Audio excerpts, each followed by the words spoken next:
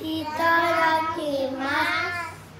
Hello mga mima! So ito yung niluto ko ngayong araw ng Biyernes. Lunch namin ng mga bata. Nagluto ako ng miso soup, fried chicken at saka with salad, cabbage salad. So ito, naghanda lang ako ng isang pirasong white onion, tapos nilagay ko na ng diretso doon sa pinapakulo kong tubig at saka radish. Hiniwa ko lang ng ganyan at habang hinihiwa ko nga ay diretso na sa pinapakuluan ko para wala nang masyadong hugasin. At tapos nun ay nagsuot na ako ng apron at kinuha ko na yung chicken sa ref para yun naman ang isusunod ko, imamarinate ko. So ito ay mga 10 a.m. Tapos nun yung mga bata ay nakikipaglaro doon sa, yun yung kasama namin dito sa bahay.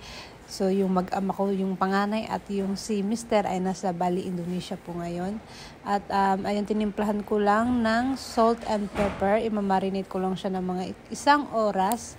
Chicken leg ito o thigh part, naka-debone siya, tapos hiniwa ko siya ng ganyan nung maliliit, mga nasa 12 pieces yung isang buo nun. Tapos tinimplahan nung tinimplahan ko na siya ng salt and pepper, ayan, gumawa na rin ako ng pampalasa, tapos nilagyan ko ng kaunting breadcrumbs. Ito yung pinapang ko sa pandesal para pagkatapos ng pala, nilalagay ko sa freezer. So, hindi siya tumitigas, hindi rin siya, para lang hindi pasukin ba ng insekto. Tapos, nilagyan ko ng tubig para maging juicy. So, yun po yung nagpapajuicy sa fried chicken. Brine solution o binabad ko lang siya ng 1 oras dahil maliliit lang naman. Tapos, ayan, habang nakababad yun, hiwa na rin pala ako ng cabbage. At tapos ito, sa mga nagtatanong pala kung ano yung gamit kong ito, fish. Ito parang magka mix na yung seaweed tapos yung fish flakes, parang magkasama na sila.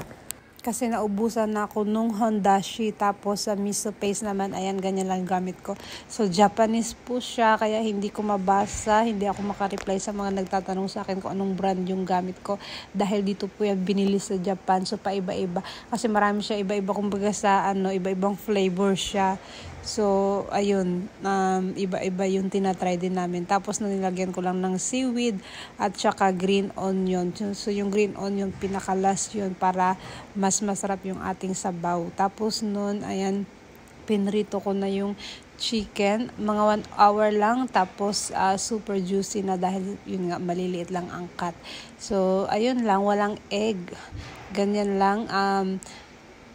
Madikit na yung ating dry mixture doon sa chicken dahil nga galing siya sa tubig. So, hindi na kailangan natin ng egg. Tapos, ayan, super malasa, super juicy inside at crunchy outside. Kaya naman sa mga hindi pa nakapag-try nyo na to. Nilagyan ko pala ito ng curry powder. Kaya naman sobrang mas malasa, sabi nung binigyan ko na nag-work dito ay yun nga, gumamit pa siya ng translator para lang sabihin sa akin na so delicious daw. Kasi hindi kami nag-uusap dito kasi hindi ako marunong mag-Japanese, hindi sila marunong mag-English. So translator po yung ginagamit dito para maka-communicate kami. Tapos ayun na, nag-plating na ako pala. So ganun lang, ganun lang kadali, 'di ba? Miso soup, chicken curry with fried chicken with shredded cabbage salad, tapos yung ginawa kong dressing, vinaigrette, suka lang with ilalagay ko na lang sa comment section. Ayan, paborito yan ni ate, ganyan lagi yung request ng dressing. So yun lang.